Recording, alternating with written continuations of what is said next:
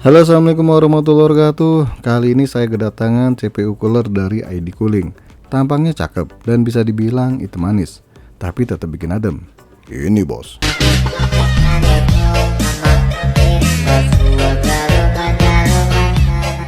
Lah itu cewek brother, kita ngomongin pendingin prosesor. Tapi cewek hitam manis emang suka bikin adem ya? Sorry, malah ngelantur. Tetapi makasih banyak nih buat PT Berlian Cahaya Teknologi sebagai distributor resmi dari ID Cooling ini atas unitnya. Nah, sebelum review produk ini, berikut juga instalasinya. Nyok dukung channel saya nih biar menggapai mimpi di tahun yang sulit ini. Amin.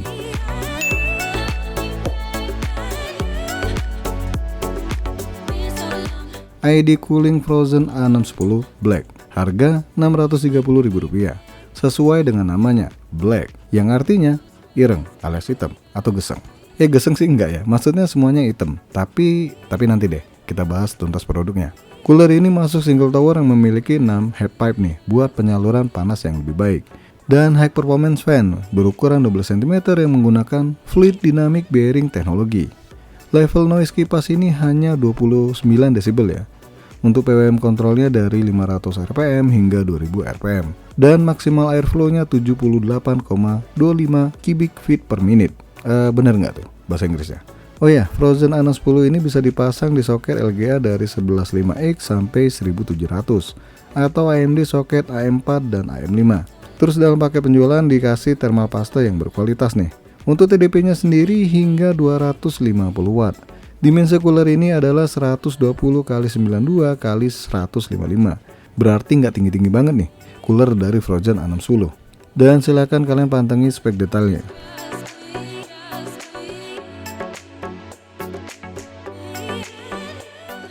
Dus cooler ini sih nggak gede-gede banget ya, tapi nggak kecil-kecil banget. Di dusnya kelihatan tampang coolernya berikut juga tipenya.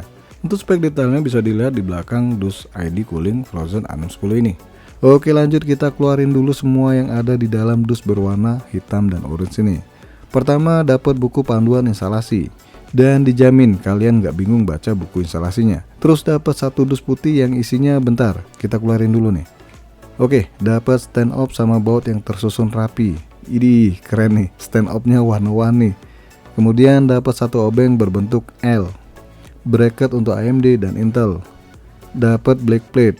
Dan ini apa sih ya namanya? Buat masang fan di coolernya.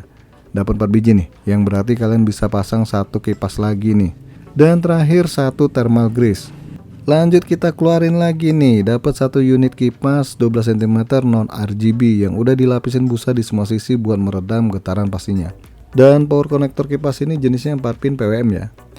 Dan ini dia nih coolernya. Di atasnya ini cuma ada merek Frozen doang ya, dengan 3 strip buat pemanis tampilannya. Kemudian bisa dilihat nih 6 buah head pipe-nya yang berbentuk cukup menarik nih. Sekalian deh kita copotin juga stiker yang nempel di heatsink nih. Ingat ya, harus dilepas terlebih dahulu stikernya sebelum dipasang.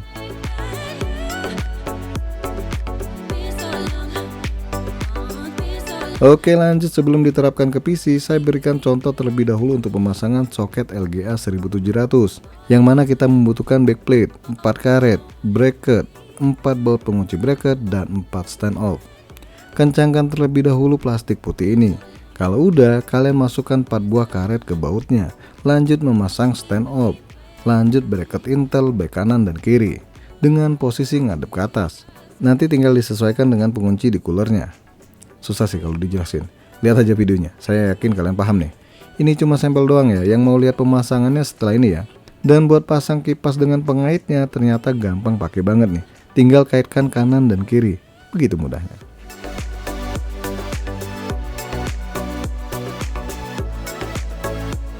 Saatnya kita pasang ke motherboard nih. Ini kondisi cooler bawaan prosesor udah dicopot ya. Pasang terlebih dahulu backplate ke motherboard. Masukkan 4 karet ke baut yang ada di backplate ya, tekan sampai dalam. Terus pasang 4 stand off. Pasang bracketnya, begitupun baut pengunci baik kanan maupun kiri. Jangan lupa kencangkan sabuk pengaman. Maksudnya 4 baut bracket ini. Ampe nggak mau muter lagi. Pasang thermal pasta secukupnya. Dan silakan kalian pasang coolernya secara hati-hati nih. Pastikan 2 pengunci cooler itu nancep pas di bracket baik kanan maupun kiri. Oh ya, bagian atasnya ini udah dibuka terlebih dahulu ya, biar gampang buat ngencengin bautnya.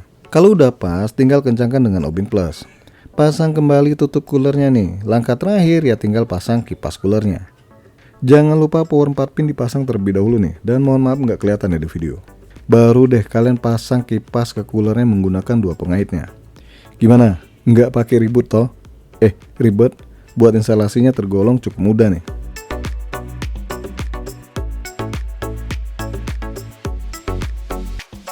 Sekarang saya bakal kasih lihat nih kemampuan pendinginan dari Frozen A610 Black ini. Pertama saya menjalankan Cinebench 2024 baik CPU maupun GPU. Dan hasilnya cukup adem. Suhunya mentok di angka 62 derajat Celcius.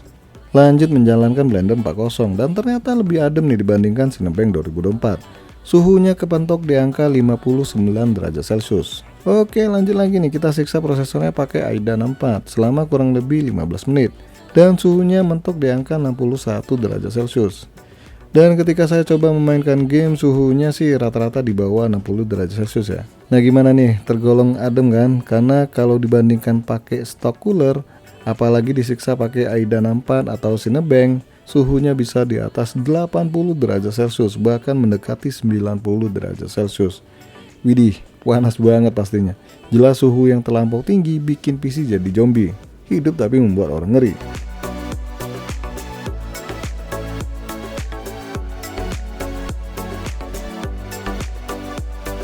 Kalau dibilang murah banget, ya nggak juga. Dibilang mahal, ya nggak juga.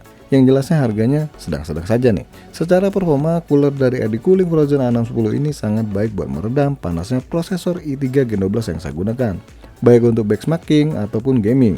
Walaupun hanya mengandalkan satu kipas ya, tapi bisa menjaga suhu biar tetap adem. Dan selama pengujian, saya nggak mendengar kipasnya mendesak. Apa sih ya? Maksudnya suara fan-nya itu berisik. Kipasnya tergolong silent. Yang berisik cuma tetangga doang nih.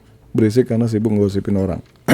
Secara tampilan, biarpun non RGB, tampilan cooler ini cakep loh. Enak dilihat. Makanya di awal saya bilang itu manis nih, nggak bosen buat memandang. Ingat seseorang yang pergi selamanya. Maaf, bawa suasana nih. So intinya harga yang ditawarkan sebanding dengan performa dan juga paket penjualan yang diberikan. Oke guys, sampai di sini aja dulu bahasan cooler dari AD Cooling ini. Jangan lupa support terus channel ini dengan cara subscribe, like, dan share. Makasih udah mampir di MK Channel.